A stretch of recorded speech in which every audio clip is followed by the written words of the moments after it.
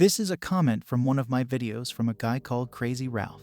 His channel is linked below. This random wisdom was too good to be ignored, so I had to put it in a video. Here we go. Benjamin Franklin once said, "Those who will trade freedom for security will eventually end up with neither." There are men who have been cunningly deceived into believing that marriage will bring a sense of security, a secured lifetime companion, a secured lifetime lover, and a secured lifetime helpmate. Thus, they renounce their freedom through marriage. These men often end up experiencing tragedy and disaster. On the other hand, there are a lot of men who have wised up and realized that modern marriage is a complete disgrace. These men, like me, have firmly resolved to cling tenaciously to their freedom and to cherish it, protect it, and defend it for the rest of their lives. Nowadays, in America, it is better for men to remain single than to get married and reproduce. For men, marriage and child-rearing have become shackles, chains, and slavery, where women are the slave drivers. Most modern wives in this country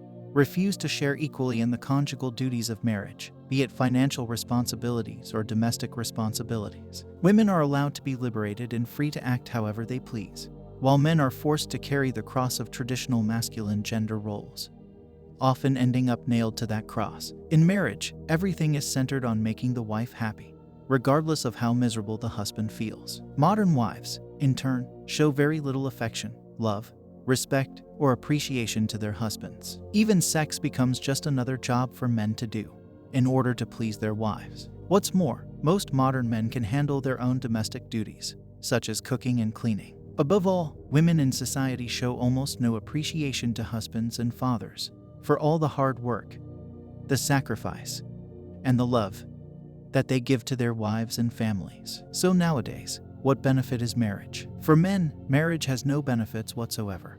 Only stress, fatigue, discouragement, disappointment, despair, and feeling unloved as well as unappreciated. From what I've seen, most modern females between the ages of 18 to 34 are selfish, greedy, untrustworthy, irresponsible, disrespectful, hateful, cruel, and basically evil. Their yearning for marriage is not rooted in love, but in a selfish desire to fulfill their feminine identity. Hence, the real problem is not that there are no good men.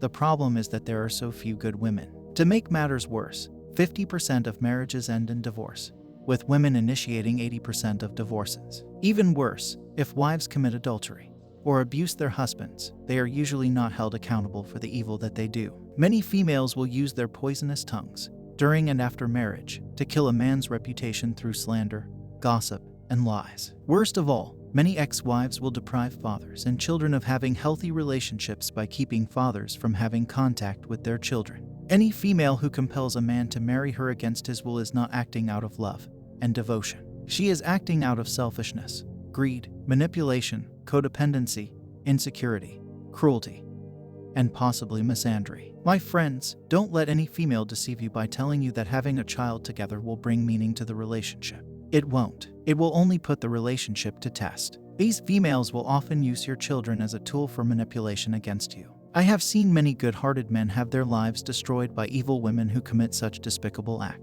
Worst of all, these females rarely have any remorse for the cruelty, the sins, and the evil that they commit. All these things destroy a man's life. Therefore, don't blame men for not wanting to get married. Thank God that we live in America where we have the freedom to choose how we live our lives. It takes courage and strength to take a stand against radical feminism, against gender role expectations, against the system itself, and to be your own man, not a puppet on a string. But we can do all things with the strength that God gives us. I am not advocating that men should withdraw from society, nor am I advocating that we should hold malice towards women or avoid having close female friends. But as men, we cannot wait for women and society to change their way of relating to us. We need to do something for ourselves. The blatant truth is that for men, nowadays, the only way to level the field in the area of male-female relations is to stay single. My 4 bits of advice for young single men are: trust in God, work hard, stay healthy, and stay single. Don't let your parents persuade you with any sentimental hogwash about wanting to be grandparents. Parents who do this aren't concerned with your welfare. They are only looking out for their own personal interests. Therefore, if you are single, and you choose to stay single, then stand your ground and know that you have God's approval. What's more, being single means having more time and energy to give to friends, family, hobbies, and to God. And this will lead to men having healthier, happier lives. There is still the propensity for romance, but by remaining single, men and women have the ability to relate to each other for companionship, as friends and lovers, not as relationship objects. Codependency of gender role expectations is replaced by mutual acceptance, love, respect, and appreciation of each other as unique individuals. Instead of relating to each other as gender images, where men exude only masculine qualities and women exude only feminine qualities, both can relate to each other as whole persons. This will help free men from the rigid gender roles and gender stereotypes that have been destroying our lives for so long. And this will also help women by making them stronger, more self-reliant, and more secure in themselves, as well as giving them a more positive attitude. In doing so, they may come to appreciate us men as people and as individuals, not as success objects. I believe that all of this will lead to more positive relations between men and women. We've had women's liberation.